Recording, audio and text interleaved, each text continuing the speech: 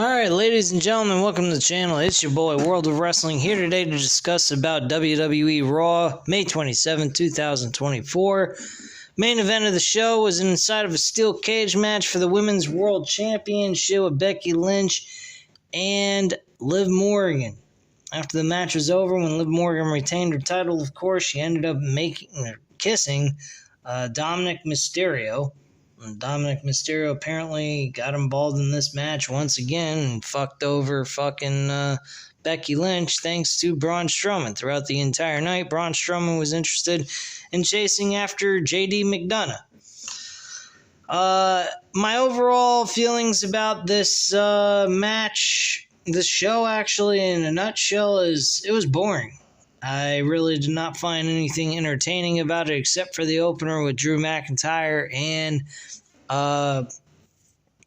Damian Priest over the World Championship. Gunther was introduced in the beginning of the show, talking about how he won and so forth, and that he's challenging for the World Heavyweight Championship at SummerSlam, and that he's going to win the title and make that title prestigious like he did with the IC Championship. So Damian Priest made his way to the ring alongside with Finn Balor, JD McDonough. Judgment Day, and Priest will defend the championship 2 weeks from Saturday against Drew McIntyre, Clash at the Castle. Priest stands in the ring alone with Gunther, and Balor, McDonough, and Kaiser are outside. Priest ridiculously says, "Prestige? Shortcuts?" He was mentioning about how Damian Priest won his championship in a shortcut kind of way and in a shitty way. And Gunther is the king of the ring with that adorable little crown to prove it. Gunther does get a shot at SummerSlam, but does he really think he earned it? Everyone saw he didn't beat Randy Orton. Gunther proved nothing. If he wants a pat on the back, he'll get it. If Gunther wants to take credit for something, I lost my place. For something he can take credit for costing Randy Orton a shot. Priest cashed in because he earned a briefcase in a ladder match. That's how that works. He cashed it in just like everyone else has in the past. Let me see here. I lost my place again.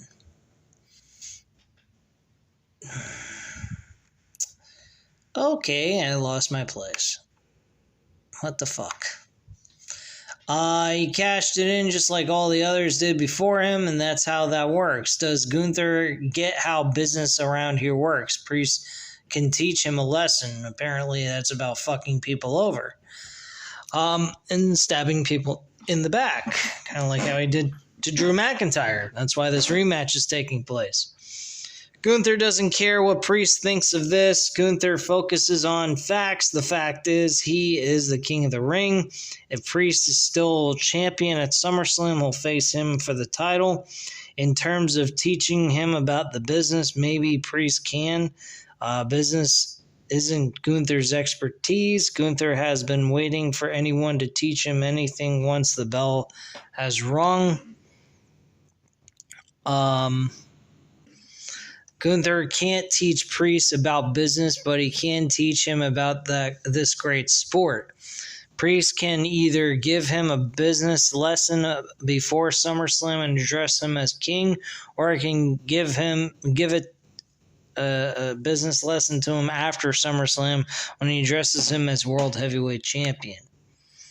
So Priest says he respects what Gunther can do in the ring and respects his Intercontinental title reign as World Champion. What can Gunther teach him that he doesn't already know? They'll go to war at SummerSlam. Drew McIntyre's music hit. Of course, he was pissed because he's not even, being acknowledged. He's being looked at as an afterthought, as if he can't win the title. And makes his way to the ring. And this past Saturday, Paul Levesque announced that McIntyre was cleared to compete. A CM Punk chant picks up. He, of course, addresses the CM Punk chants. mentions that CM Punk has been back for 6 months and McIntyre has been the highlight of his return. If he didn't injure him, Punk would have screwed up and been fired with nowhere else to go. McIntyre addresses the men in the ring and says he's the number one contender. He'll be champion in less than 3 weeks. Gunther leaves the ring without incident. Priest says he's not looking past McIntyre. He just knows what'll happen when they're done. McIntyre says he's trying to help Priest. Priest is spreading himself too thin. His Judgment Day is screwing up left and right, and Dum Dum went all the way to Saudi Arabia to screw up. It seems ever since Mommy got hurt, the real leader of the group has gone to hell. McIntyre tells Priest to focus on what's important, himself and the World Championship. McIntyre wants to paint a picture. Wade Barrett, Fit Finlay, William Regal, and British Bulldog. What do they all have in common? They never won a World Championship.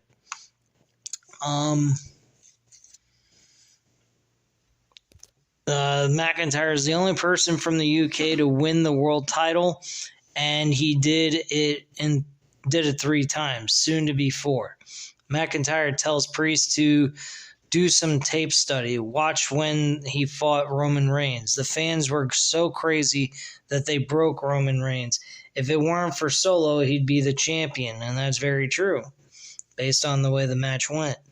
Now it's time for a geography lesson because they don't teach that in America.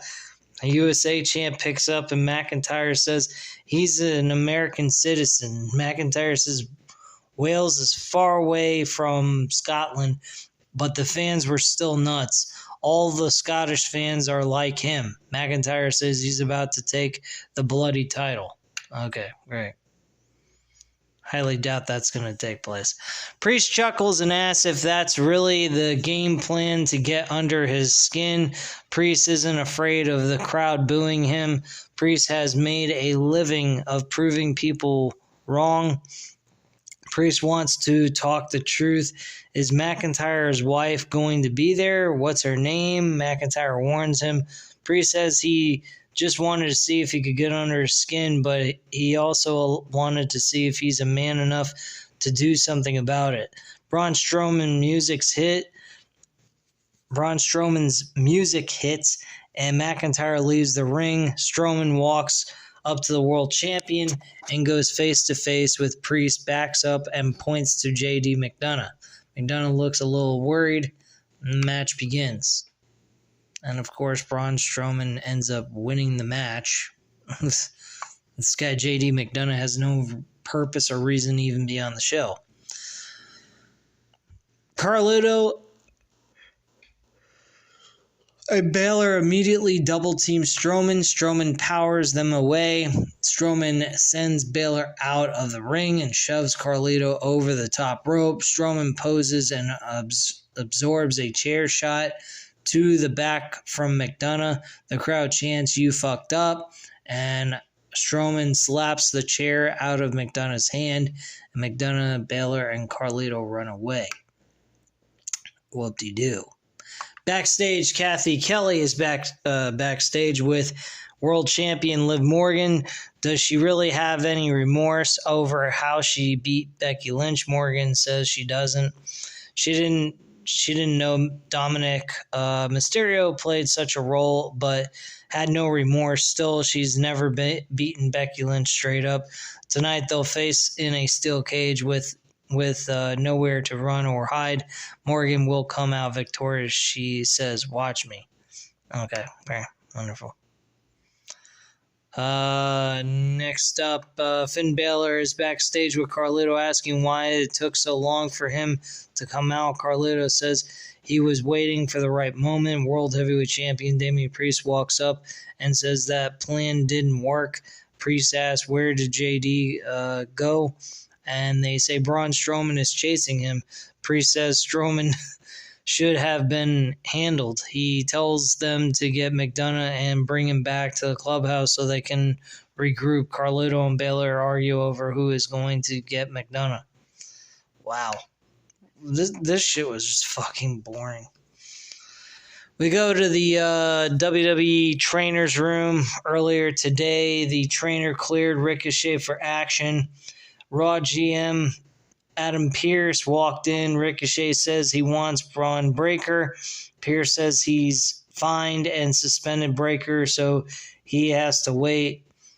Ilja Dragunov walks in and thanks Ricochet for shoving him out of the way of Breaker.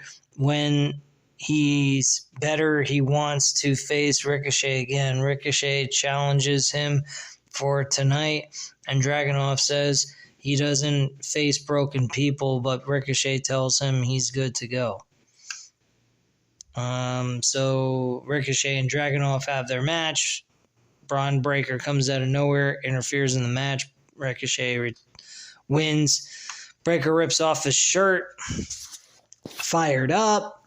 Breaker isn't supposed to be here tonight. This is about the only thing that really entertained me all that much as Braun Breaker. I like Braun Breaker. I think he's fucking excellent, and he's probably going to get traded over to SmackDown for AJ Styles, more than likely based on the way things are going here, storyline-wise.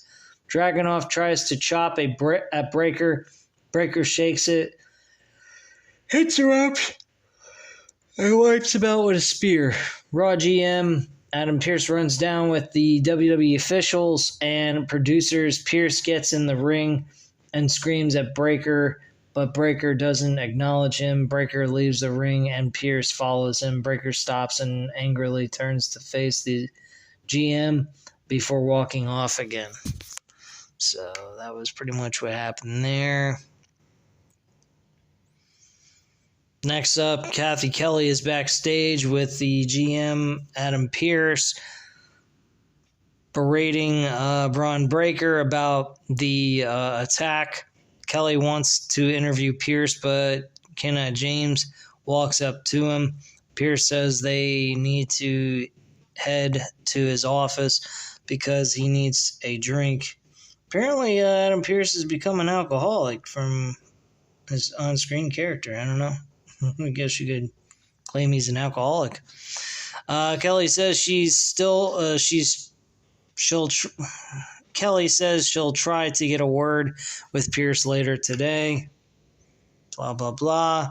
We have a video package of R-Truth and Miz making race jokes about through ice cream. He's vanilla because Miz is white. R-Truth, well, he's strawberry, but we don't want to say black because or chocolate because he's black because we don't want to offend people or trying to make a racial innuendo here. Then we had the New Day with Kofi Kingston and Xavier Woods walking up. They're kind of correcting Miz and saying that he was trying to reference he was chocolate because he's black and whatnot. Karrion Kross shows up and tells Xavier Woods he's got great talent. He really ought to go ahead and leave Kofi Kingston.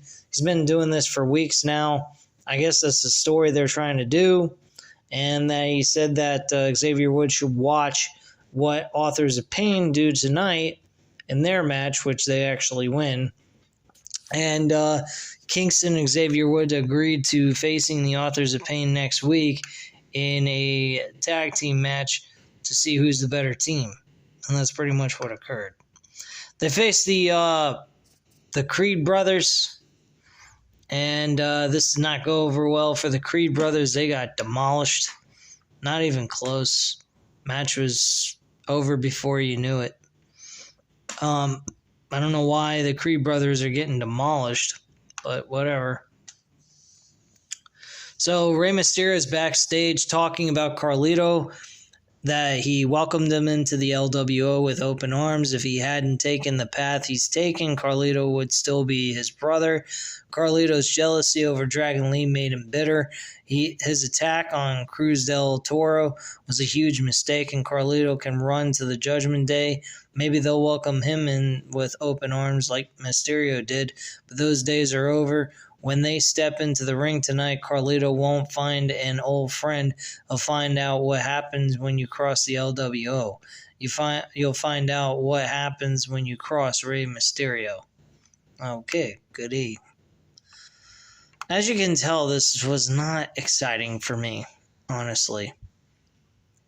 Sheamus is walking backstage. JD McDonagh is talking with the Women's World Champion Liv Morgan in the background, and Braun Strowman shouts and limps after McDonagh, who runs away. We'll hear from Sheamus next. Okay. So Sheamus makes his way to the ring, replays are shown of Gunther defeating Sheamus in a brutal King of the Ring first round match 3 weeks ago. Sheamus grabs a microphone and says he's out of breath just walking out here. Sheamus is huffing and puffing, saying he's fired up because of the crowd. There are some great matches in the King of the Ring tournament, nothing but banger after banger after banger. Sadly, there was no Sheamus. Why? The little Ken doll named Ludwig Kaiser smashed his knee and took him out. Sheamus isn't bitter, but what he is salty about is Kaiser did nothing but talk crap about him while he sat at home and waited to be cleared. Sheamus says he is now back, and Sheamus cannot wait to get his hands on Kaiser's pagan chest. Ludwig Kaiser appears on the Titantron. Kaiser asks if Sheamus can see him with his old eyes. Kaiser hears Sheamus crying and complaining, blaming Gunther for Sheamus' loss at King of the Ring. Sheamus can blame Gunther because he's the King of the Ring. No one stood a chance anyway, especially not Sheamus. After weeks of being at home and acting tough online, Sheamus is trying to tell Kaiser what to do. Kaiser operates on his own terms, and Sheamus yells at Kaiser to shut his mouth. Sheamus says they can either listen to Kaiser's garbage or Sheamus can go get him, and Sheamus heads to the back. Camera follows Sheamus through gorilla position and backstage into the end market arena, and Ludwig Kaiser blindsides him and fights him behind the stage. The brawl spills back into the arena. GM Adam Pearce, along with some WWE officials, producers, pull them apart, and the crowd chants, "Let them fight." Next, we had Lyra Valkyria is holding her ribs in the locker room. Becky Lynch comes up and says Saturday didn't go their way. It's not about winning all the time. It's about learning from each time. They'll either win and learn until it's time to walk away. Lynch tells Valkyria that she's got this and bumps fists with her. Lynch walks off and tells her to consider knee pads because there's bruises all over her fucking knees. In the arena, Kairi Sane makes her way to the ring alongside Dakota Kai. She'll face Lyra Valkyria next. Valkyria ends up winning this, recovering from the loss she suffered from Nia Jax. The crowd didn't really seem to give a flying fuck about Lyra Valkyria. I don't blame them. She's not all that great, in my personal opinion. Wrestling-wise, she is, but character-wise, she doesn't bring any emotion out of me. World Heavyweight Champion Damian Priest asks Finn Balor and Carlito where JD McDonagh is. Priest then asks what Carlito is doing here.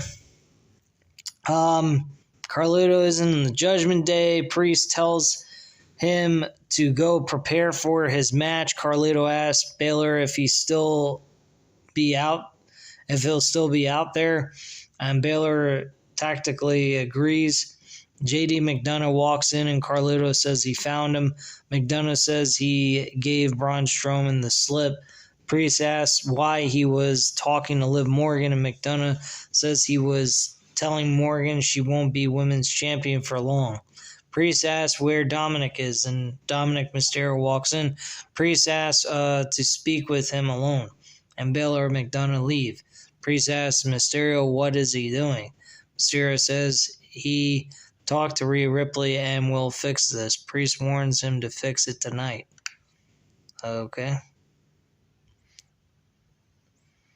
Okay, so we go backstage to Damage Control locker room. Neo Sky is very upset, destroys everything in the fucking locker room.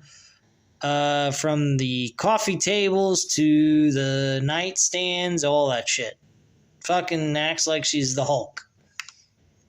Fucking crazy. Rey Mysterio ends up having a match with Carlito. This match was straightforward to the point. Carlito lost to Rey Mysterio. Hits a 619 slingshot splash for the win. And that's it. No help from the Judgment Day at all. Mysterio celebrates with the LWO before going out of the ring and attacking Finn Balor. Mysterio puts him on the commentary table, and Dragon Lee goes to the top rope, but the world champion Damian Priest attacks Mysterio. Carlito pulls Lee's leg and crouches him on the top rope. Priest hits Lee with the Razor's Edge, and Mysterio gets in the ring and drop kicks Priest into position, and then Mysterio knocks Carlito off the apron and then charges, but Priest big boots him down into the face. Priest hits Mysterio with a South of Heaven and stands tall in the ring. Balor and Carlito look happy at ringside, but Priest angrily looks over at them, taking their smiles away.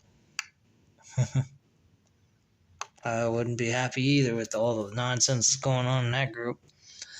All right, so Chad Gable's backstage with Akira Tozawa. Gable says he didn't see Tozawa in Saudi Arabia, so he must have had a good reason for not making the trip. Tozawa apologizes. Braun Strowman interrupts and demands to know if they've seen JD McDonough. They say no, and Strowman keeps walking. Maxine Dupree walks up with Otis, and Gable makes fun of them and says he'll give Otis a chance to redeem himself. He'll face Big Bronson Reed. Otis will beat him, and Gable makes Otis say no matter what. So we have Bronson Reed versus Otis one-on-one. Otis ends up losing to Bronson Reed, of course, leading to a whipping. They went ahead and decided it's time to go ECW with a Raven and Tommy Dreamer type of shit, only with a belt instead of a kendo stick. This eventually led to Sami Zayn making the save and trying to beat him up and blah, blah, blah.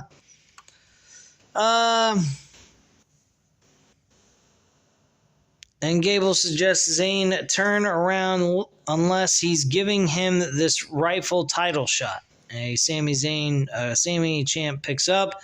Gable warns him to not take another step, but Zayn ignores him and gets in the ring. Zayn asks what Gable is going to do.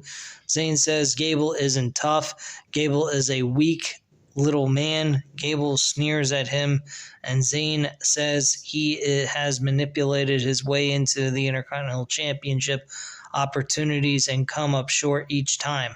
Gable wants to blame everyone else, the people, Zayn, and the Alpha Academy. It's no one's fault but Gable's. Gable can't get the job done. Gable says Zayn doesn't know what he's talking about. He beat Zayn last week on Raw and would have done it Saturday if it wasn't for Otis.